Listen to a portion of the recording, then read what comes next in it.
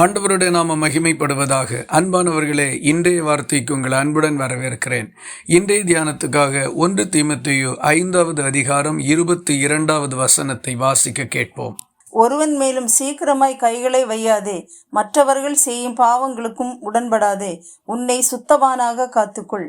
இந்த வசனத்தின் பிற்பகுதி சொல்லும் பொழுது மற்றவர்கள் செய்யும் பாவங்களுக்கும் உடன்படாதே என்று குறிப்பிடுகின்றது. இதன் பொருள், பிற மனிதர்கள் செய்கின்ற தவறுக்கு நீயும் துணை நிற்க வேண்டாம் என்பது. நம்முடைய வாழ்க்கை சார்ந்த எல்லா இடங்களிலும், குறிப்பாக பிற மனிதர்களோடு தொடர்புள்ள சந்தர்ப்பங்களிலே அவர்கள் செய்யக்கூடிய தவறுகளுக்கு நாம் ஒருபோதும் உடன்பட்டு கொள்ளவோ துணை நிற்கவோ அல்லது அவர்களை காப்பாற்ற முற்படவோ கூடாது.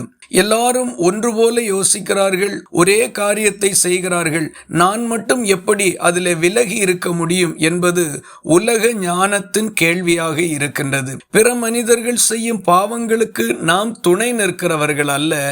நாம் வாழுகின்ற நேர்மையான வாழ்க்கையை கண்டு அவர்கள் நம்மோடு சேர்ந்து கொள்ள வேண்டும். இதுதான் சாட்சியின் வாழ்க்கை.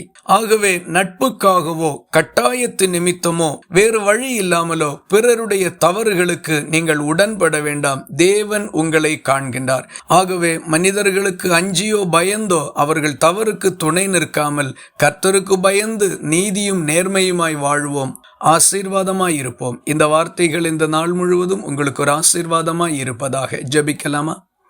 எங்களை நேசிக்கிற அன்பு நிறைந்த நல்ல ஆண்டவரே, நாங்கள் உம்மை நன்றியோடு துதிக்கிறோம். நாங்கள் பிறரோடுள்ள ஐக்கியத்திலே நண்பர்கள் என்றோ உறவினர்கள் என்றோ அறிமுகமானவர்கள் என்றோ மற்றெந்த காரியத்தினாலேயும் அவர்களுடைய பாவங்களுக்கு துணை நிற்காதபடி பரிசுத்தமாய் வாழ உதவி செய்தருளும். கூடுமானால் அவர்கள் பாவங்களுக்கு விலகி பரிசுத்தமாய் வாழ அவர்களை வழிநடத்த எங்களுக்கு உதவி செய்தருளும்.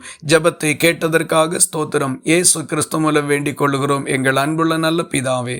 ஆமேன். கர்த்தர் தாமே உங்களை ஆசீர்வதிப்பாராக.